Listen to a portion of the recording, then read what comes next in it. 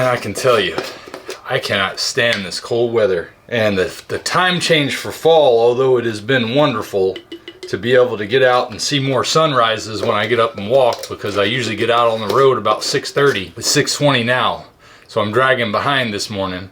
But it's this cold weather, man. It just makes me not want to get out from under those covers, I tell you. But I'm going to get out here and get it done again today. My back's still a little sore from all the tree cutting I did last week. So I'm going to take it easy again today, but I want to keep on pressing on. Today I want to talk to you about sleep though, because between the time change and the cold and how it's affecting my sleep, and also family sleep, times, stick around, we'll talk about it.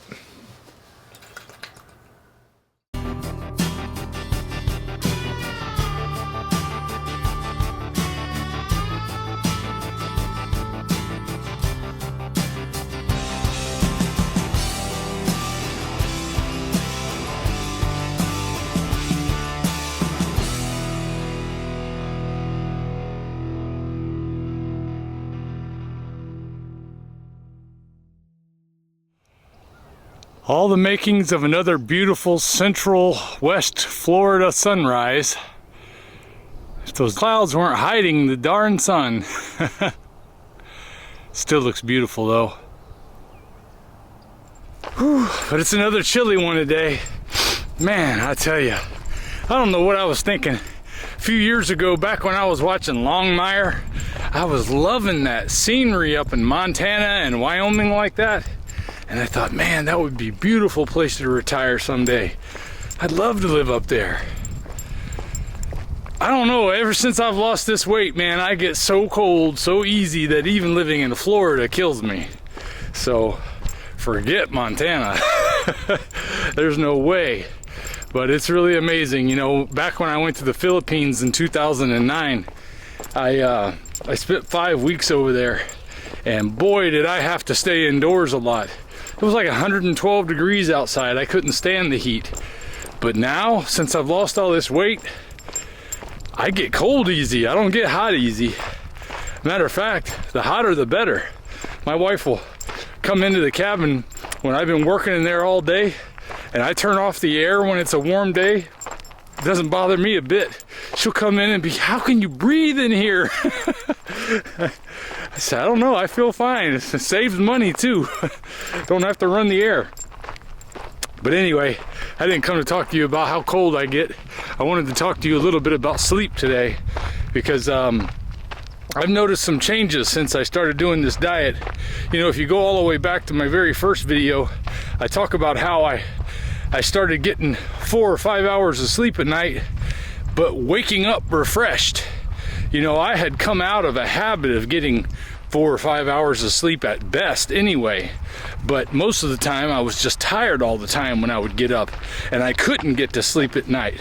The big change came that when I started doing this diet, I started falling asleep as soon as my head hit the pillow, and I would wake up first thing in the morning. I was waking up at 4 o'clock, 4:30, 5 o'clock, and then I finally kind of settled on 4:30 for my normal time to trying to balance my circadian rhythm out.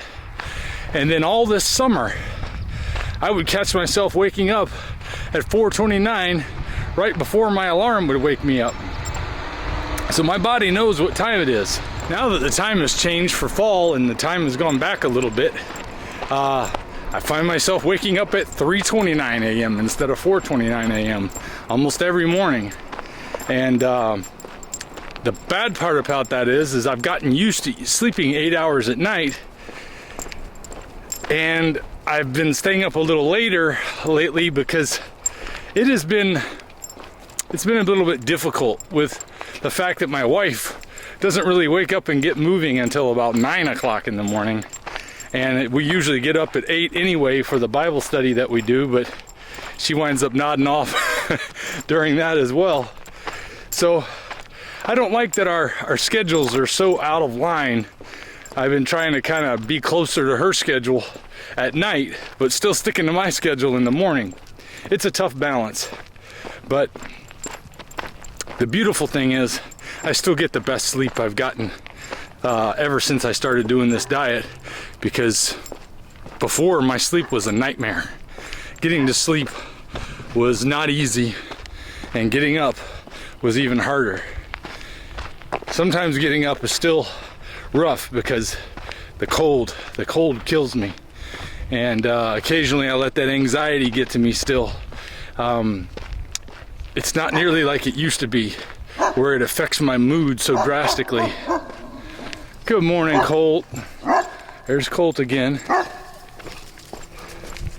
He's a good boy. Oh, and I found out the shepherd down the road is named Daisy. I love all these dog owners around here. But hey, if you've been having a hard time getting some good sleep, even if you're eating fine, even if your weight is fine, maybe Lion Diet might help you if you've been having a hard time getting to sleep at night, because my sleep has improved dramatically. Now granted, I do some extra things now that I never considered being all that important, like making sure all the lights are off when I sleep at night so that I get the advantage of the dark, no light being in to tell my eyes that it's time to be asleep. And then when I get up in the morning, when I get up, it's long before the sun comes up. So I usually just go straight into the bathroom, turn on the light in there, and then I'm looking like right around the periphery of the light bulb for about 2 minutes. And that gets my brain awakened.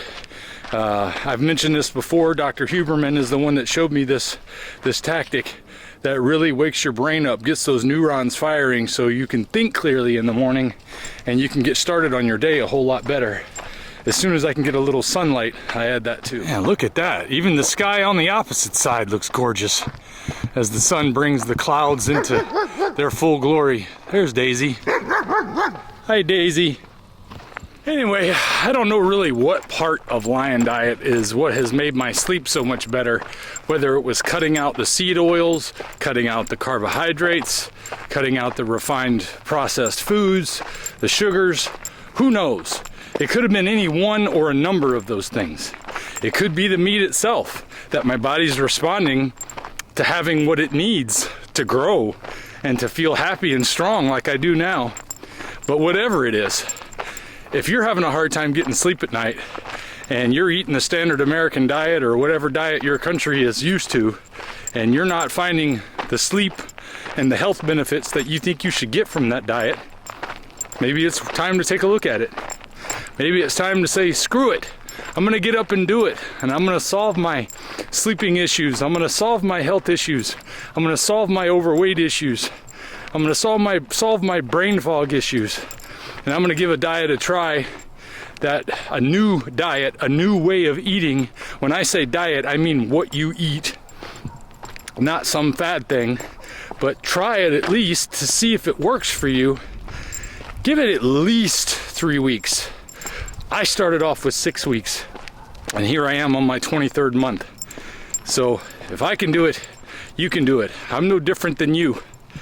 I'm just like anybody else out there who's struggling to get through everyday life, trying to make my way in the world. You can do it. So screw it, get up and do it. I'll see you next time. If we pay extra, could we maybe get some grease or fat? Well, we got windows now. House is moving along.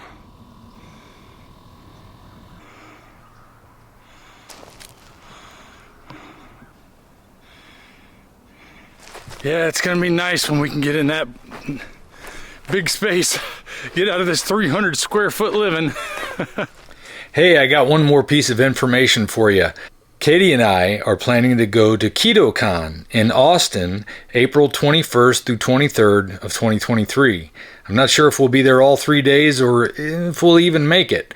We're trying. I will say that Carnivore Crisps has provided us with the entry to be there, and if I get 50 of my viewers to sign up to go to Ketocon this year, I'll have my own meet and greet table. I'm not really worried about that happening or not. That would really be cool though. Mostly because I know there's a few of you who would like to talk to me about some things. And I would love to be available for that. This is all new for me, but if I had the opportunity to meet some of you guys and hear some of your stories firsthand, I think that would be really cool. So If you're interested, there's a link in the description to get your tickets for Ketocon.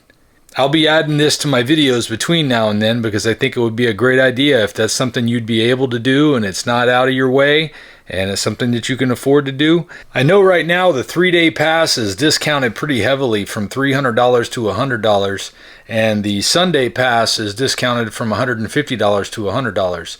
I don't know which prices are going to change, but I know that prices are going up on December 1st.